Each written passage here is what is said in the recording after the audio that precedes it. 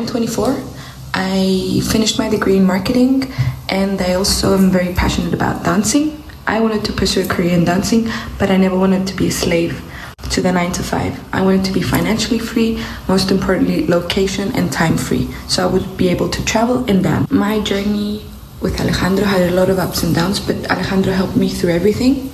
My main problem was my self-doubt, and that's the one thing that is really stopping a lot of you from not acting. I now have my own personal brand where I coach people to do social media, and I have built my own agency that does social media for hotels and anyone in the hospitality industry. I get to dance, and I also get to travel a lot. I just shortly want to show you around the hotels I've been and the things I get to experience. If you do decide to join Alejandro's program, please be fully committed and listen to every word he says. Thank you.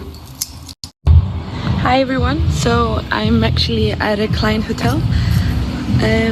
I just want to talk to you real quick about a program I joined with Alejandro.